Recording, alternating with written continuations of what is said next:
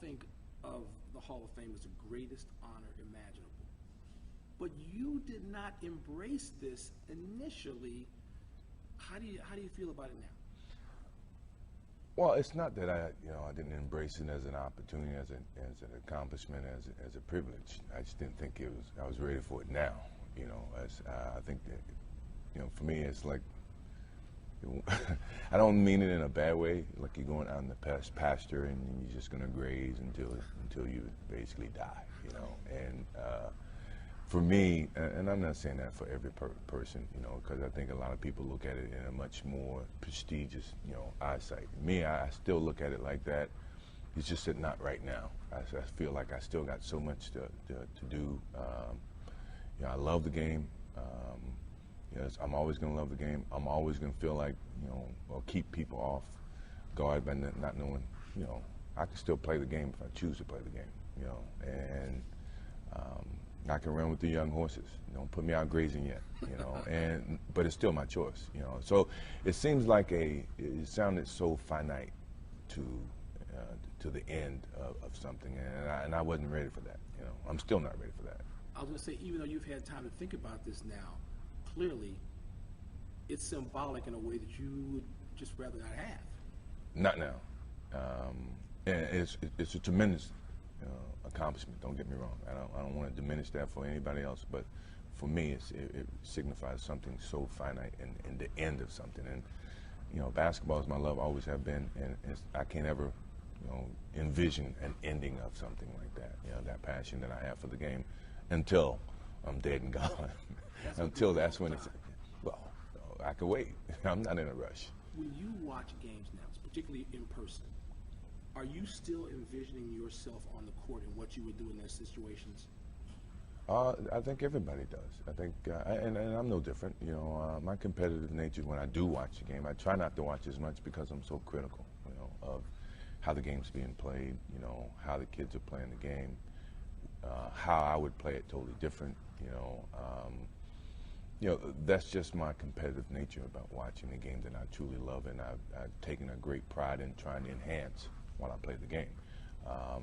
Not that the kids are not enhancing the game. I think they're overlooking a lot of the things that in old age or in maturity I can see a lot more. I'm pretty sure Magic that way. I think Larry's that way. I think all the guys who are experienced enough to play the game get to a level where they feel like they have perfected the skill level that they can see a lot of flaws in the way the game's happening right now.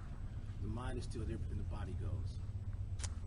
The body is probably the biggest thing that allows us to, or makes us to walk away from the game because we can't respond physically. Mentally, I still think I'm just as sharp as when I played the game, probably even more sharper. So it's a big distinct difference. I think that I guess I was talking to Charles Oakley yesterday. I said, it's amazing about that wall continues to get taller physically, but mentally you always figure a way around the wall or through the wall or over the wall. You mentioned Magic, and I want to mention a couple of your peers, because Magic and probably Charles, most notably Charles Barkley, they have found sort of the second career that fulfills them nearly as much, not as much, but nearly as much as their playing days. Do you worry about finding or not finding that second thing that consumes your passions like those guys have? Nothing's going to equal basketball. And if they say what they do now equals what they did playing the game of basketball, then, I'd beg to differ about those two individuals and their competitive nature. For me, I feel like I'm the most fierce competitor there is. I don't think I'm ever going to find something to equal the game of basketball for me. Golf comes close, but even then, it's not a mastery for me in that game, as basketball was. So, am I worried? No, because I come to understand that I'm never going to find something that, drives me as much as basketball did, and makes me that much more competitive when basketball was a part of my life. As unlikely as it seems, is there anything that you wanted to accomplish on the court in your career that you didn't accomplish? No. I can't think that, in terms of accolades or in terms of my level of the game of basketball, I felt like I enhanced it to the maximum when I retired in 1998. And you know, I won every accolade, individually, team oriented, things of that nature. So I mean, when you look at that, no, I don't think there's anything out there that I feel like, okay, I left that on the table. The biggest thing about it for me was duplication, being that staying on that highest level of excellence, you know, showing that, you know, it's not easy to get here, or once you get here, it's harder to stay. And the challenge of staying and playing at that same level was the beauty that I saw. And I feel like if I can ever think about, you know, what I miss about the game was being that consistent each and every day. That, you know, every time a naysayer say he can't do this, well, I think I can prove you wrong. Yeah, I think I can do that. Did you need to retire in 1993 to achieve that? Or when you look back, do you ever regret retiring that first time in 1993? I never regret it. I think at that time in my life, I needed that break because I lost the desire for what the game represented. You know, it was very commercialized for me, you know, in 1993, where, you know, it was great. You know, I was on every Wheaties box and, you know, Gatorade bottles and things of that nature, but, you know, my passion for the game was kind of lost. And burnout a fair? Burnout is or lost. You know, I would say I was lost, not burnout, because I still had a strong passion for the game. I watched it with a strong passion. I was lost in the midst of so much things going around the game. And what baseball did for me was got me back to the basics of how much I loved the game, how genuine the game was, you know. And playing with those minor leaguers, I would never change that for nothing in the world, because I think, you know, that reinstilled some of the desires that I had when I was a kid, you know. And it was easy to showcase that once I got back, and I didn't want it to end, you know. And when the team was broken up in 1998, you know, I wasn't ready to retire, in all honesty, because I felt like we still could compete and still win, you know.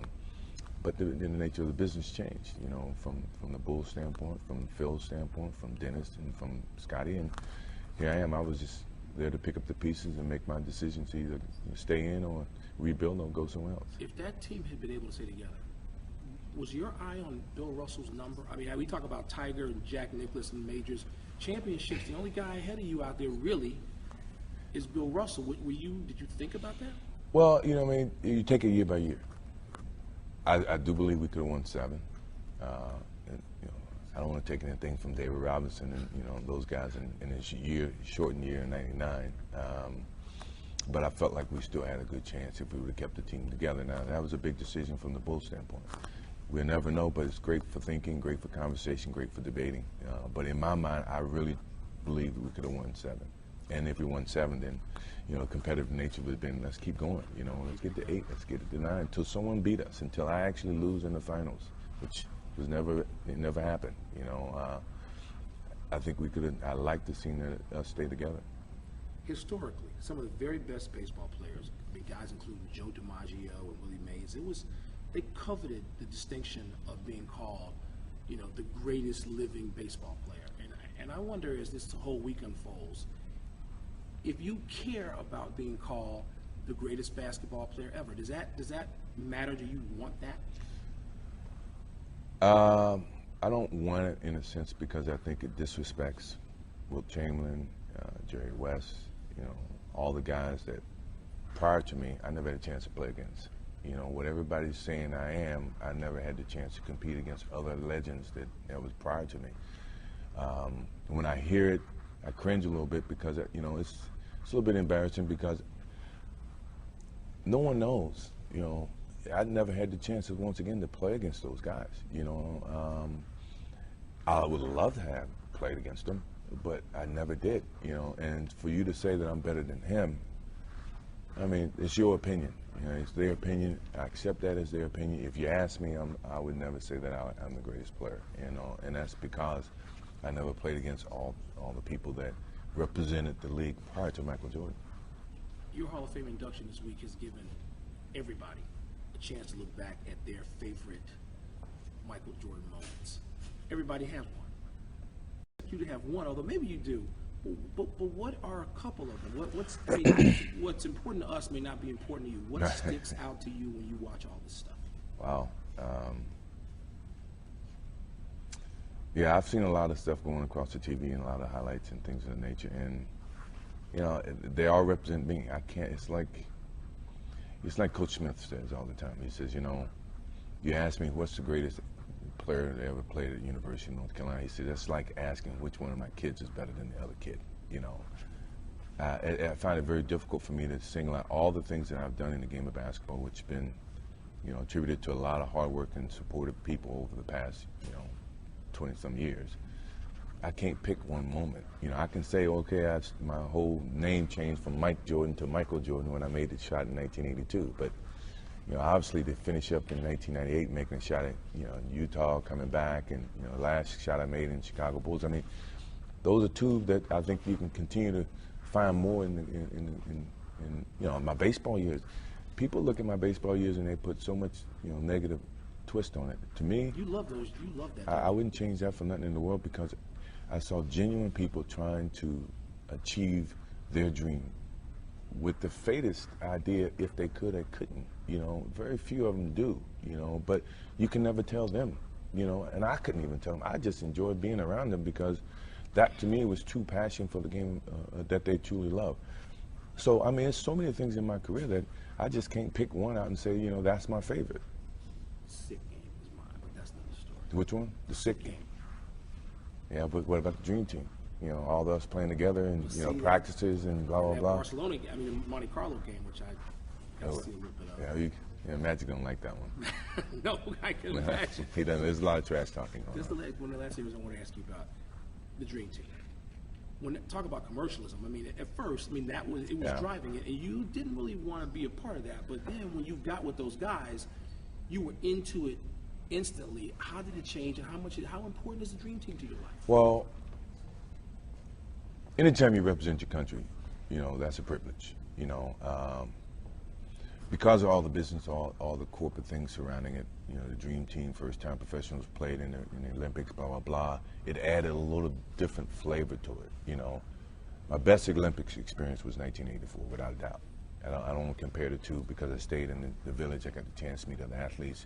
We understood and we got to accept the Olympic experience. You know, in 1992, the Dream Team was somewhat an overshadowing activity, because one, we didn't stay in the village. We had security guards everywhere we went. You know, it was totally different than the first experience. But yet, you know, my reason for being a part of it wasn't because of the commercialized aspect of it. Was I never had the chance to see how these other all-stars prepare themselves for a game or practice or compete against them each and every day. What was their desire? What was their hunger? What drove them to eat? What drove them to play?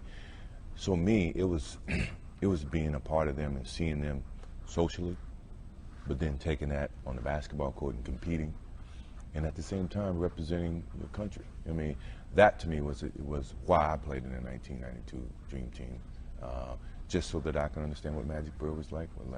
Magic Johnson, Larry Bird. If Charles Barkley did like to practice, he didn't like to practice. You know, Drexler, at the time we were being compared, you know, I wanted to see how we compete against each other in a practice setting. Karl Malone, John Stockton, David Robinson.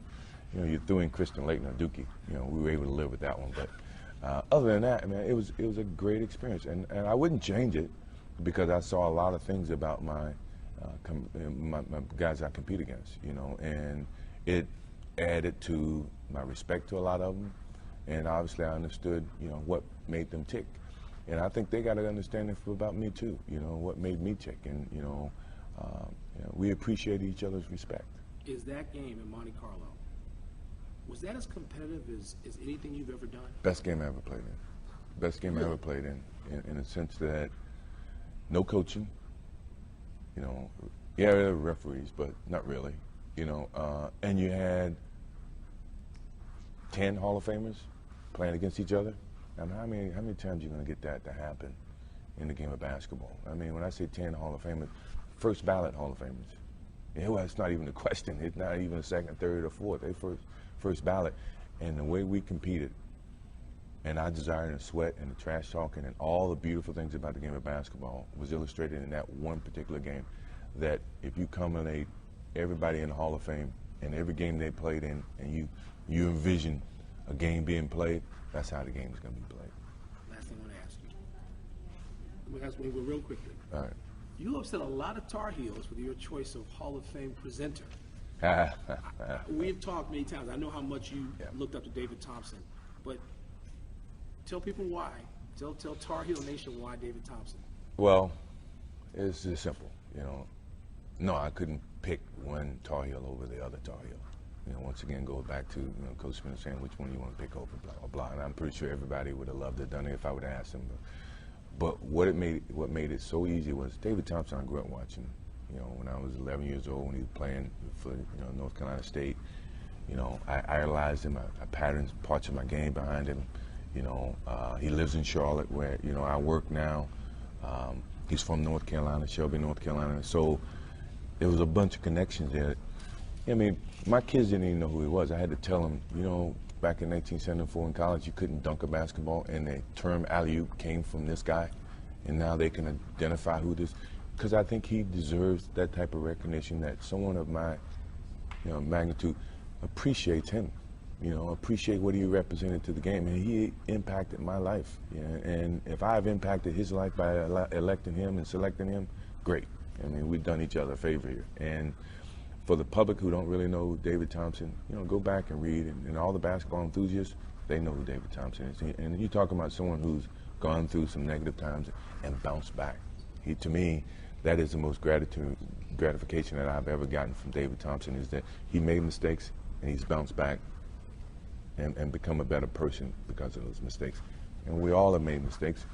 And to me, he represents, that person that, constantly looks at the positive side of everything, and I was very, very privileged that he accepted, my offer to induct me into the Hall of Fame. And I'm looking forward to seeing how much he smiled. I know I saw him last night. I said, you don't think you belong? I said, yeah, you do. You belong here. And I'm very proud that you accepted my invitation. Michael, congratulations. Appreciate it. Thank you. All right, my friend. It's all the way live. It's all the way live. It's all the way live.